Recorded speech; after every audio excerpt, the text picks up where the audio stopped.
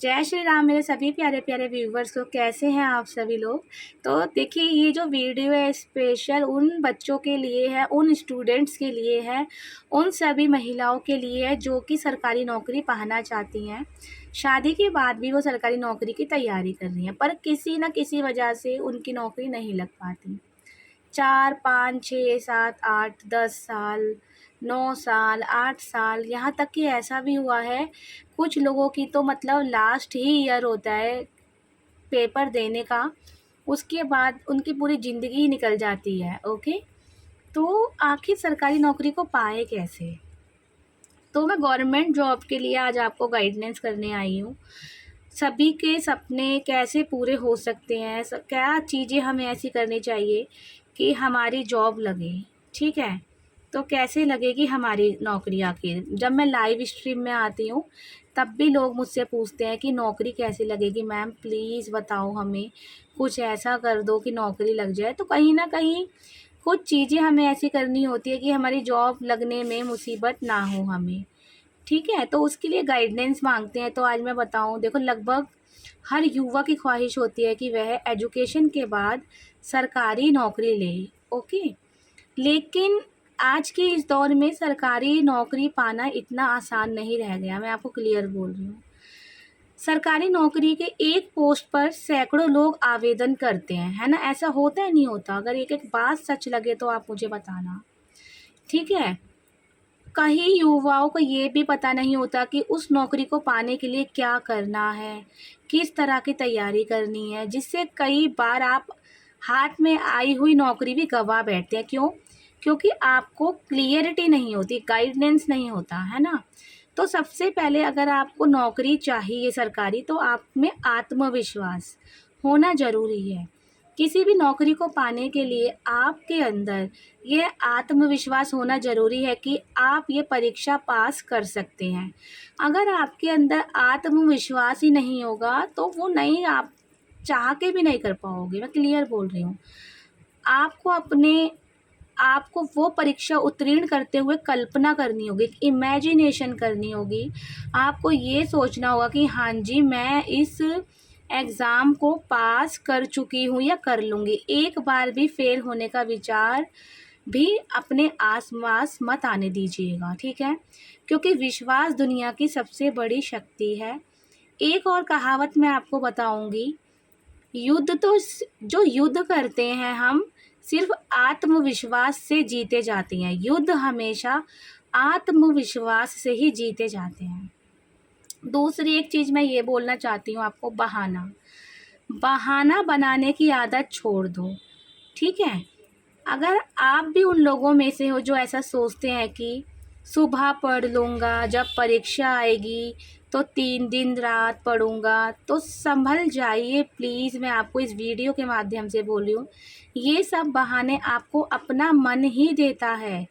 आपके मन के अंदर के ही 2 भाग हैं, जिसमें एक आपको अच्छा करने के लिए कहता है, तो दूसरा नकारात्मक भावना पैदा करता है। अब यहाँ बस करना ये है कि अपना मन साफ करना है ना?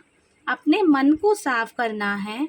जैसे कि कोई अलग व्यक्ति हो और फिर वो उसको अच्छे-अच्छे तर्क देने हैं।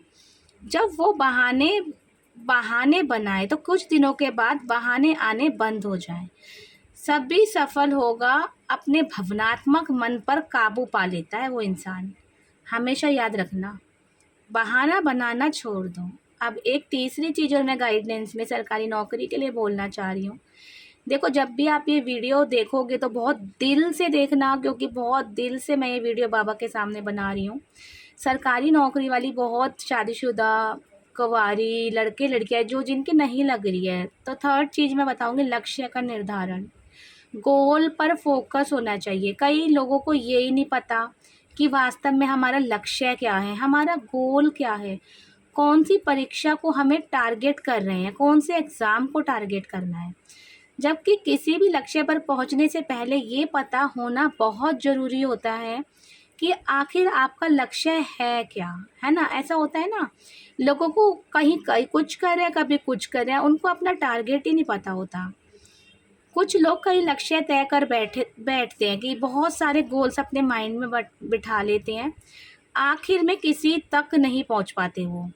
ठीक है, आप ही सोचिए कि आप घर में रहकर निकले कि मैं कहीं जा रहा हूँ और जाना कहाँ है ये आपको नहीं पता, तो आप कहाँ पहुँचोगे बताओ मुझे। कहीं भी नहीं, और हो सकता कहीं भी नहीं जाओगे आप भटकते ही जाओगे। इसलिए अपने लक्ष्य को निर्धारित करना आपकी प्रथम सीढ़ी है सरकारी नौकरी पाने की। अब लास्ट में आपको इस वीडियो के माध्यम से एक चीज़ और समझाऊंगी, संघर्ष की प्रवृत्ति अपनाएं। संघर्ष की प्रवृत्ति अपनाएं। यूपीएससी की कोचिंग में हजारों छात्र पढ़ते हैं, पर सफल कोई एक दो ही होता है। इसका कारण क्या है, कोई बताएगा? इसका रीज़न है कि अधिकतर उस संघर्ष से डरकर 1-2 साल में ही वापस चले जाते हैं, है ना? होता है ना, डर जाते हैं और वापस चले जाते हैं। ऐसा क्यों होता है? क्योंकि उनके मन में डर आ जाता है, कुछ का ध्यान दूसरी तरफ चला जाता है। तो आपको करना बस इतना है कि लगातार लगे रहना है और बिना थके संघर्ष करना है। मतलब संघर्ष करते रहो, संघर्ष करते रहो। आई होप जब आप ये वीडियो देखोगे तो बहुत कुछ आपके अंदर चेंजेस आएगा गवर्नमेंट जॉब को लेके। चलो, अब मैं एक और बात बताऊंगी सरकारी नौकरी के लिए किसी पर निर्भर ना रहें। मैं क्लियर बोल रही हूँ, किसी पर निर्भर ना रहें। यह 2 चीज़ें होती है, पहली आत्मनिर्भर होना और दूसरा होता है दूसरों पर निर्भर होना। इन दोनों में आपको आज मैं अंतर बताती हूँ। आत्मनिर्भर होना तो अच्छी बात है, परंतु निर्भरता आपको अपंग बनाती है। अगर दूसरों पे आप निर्भर रहोगे तो आप एक बोझ कहलाओगे समाज में। ठीक है, देखो जैसे कुछ लोग जब कोचिंग करने जाते हैं तो सोचते हैं कोचिंग वाला सब करा देगा। यही तो इतने सारे लड़के पास हुए हैं और खुद वो चैन की नींद सोते हैं। घर वालों को क्या लगता है, मेरा बेटा या बेटी बड़ी मेहनत कर रहा है। जब परिणाम आता है, रिजल्ट आता है, मन मुताबिक नहीं आता तो किस्मत को दोष दिया जाता है। अबे यार, हमारी किस्मत में ही नहीं होगा, ऐसा होता है ना। तो देखिए, यहाँ ये समझने की ज़रूरत है, इस मतलब कहने का मेरा ये मतलब है कि आपको जो भी करना है खुद ही करना है, चाहे कितनी ही अच्छी कोचिंग में क्यों ना पढ़ रहे हो आप लोग। आपको खुद ही पढ़ना है। ये जितनी जल्दी समझ जाए उतना ही अच्छा होता है हम लोगों के लिए। ठीक है, चलिए, अब वीडियो लंबी ज़रूर होगी पर एक एक बात दिल से बोल रही हूँ मैं सभी गवर्नमेंट व्यूवर्स के लिए, जितने भी चैनल पर मेरे सरकारी नौकरी वाले आते हैं। आई होप ऐसी वीडियो कभी किसी ने आप लोगों के लिए टैरो वालों ने नहीं बनाई होगी, पर मैं आपको अपना समझती तो बना रही। जिद ज़रूरी है, किसी भी चीज़ को जिद ज़रूरी होती है। बचपन से बड़े होने तक हमें यही सिखाया जाता है कि जिद बुरी चीज़ है, लेकिन बड़े होने के बाद यही जिद सबसे अच्छा काम करती है। उदाहरण के लिए आप इतिहास के किसी भी शासक को देख लो, किसी को भी देख लो, वे सभी जिद्दी और सनकी थे। आप ज़रा दिमाग पर जोर डालिए और सोचिए, जिस भी व्यक्ति व शासक ने दुनिया में कोई मुकाम हासिल किया है वो कहीं ना कहीं सनकी और जिद्दी रहा है। इसलिए आपके अंदर भी जिद होना बहुत ज़रूरी, तभी कहते हैं ना मुकाम हासिल कर पाओगे। ठीक है, तभी क्या पाओगे आप, मुकाम को हासिल कर पाओगे। अब जाते जाते एक लास्ट चीज़ बोलूँगी मैं आपसे। लास्ट चीज़ क्या बोल रही हूँ कि कभी हार ना माने।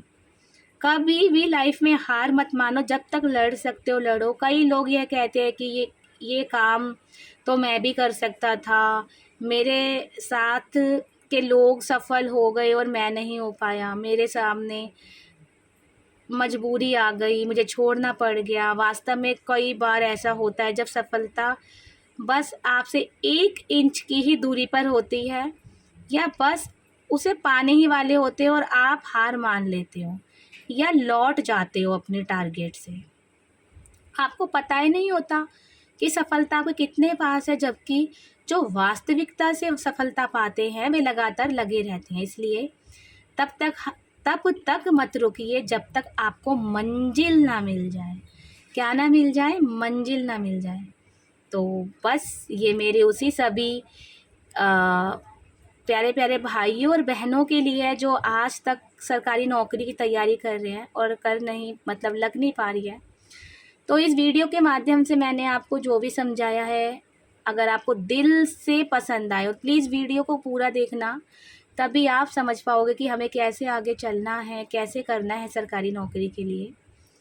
तो बस इतना ही कहना था कि जो कहा है वीडियो में बहुत दिल से कहा है, उसको फॉलो कीजिए। डेफ़िनेटली बाबा सामने बैठे हैं और आपकी पुकार बाबा तक ज़रूर पहुंचेगी और आपकी नौकरी ज़रूर लगेगी। तो वीडियो अगर आखिरी में आपको पसंद आए तो जय श्री राम, एंड वीडियो को शेयर और लाइक करना ना भूलें। Thank you so much. और आई होप जल्दी ही मेरे को खबर मिलेगी कि इस वीडियो को देखने के बाद काफ़ी लोग सक्सेस हुए और उन्होंने अपनी सफलता के मार्ग पर अपना झंडा लहराया है। जय श्री राम।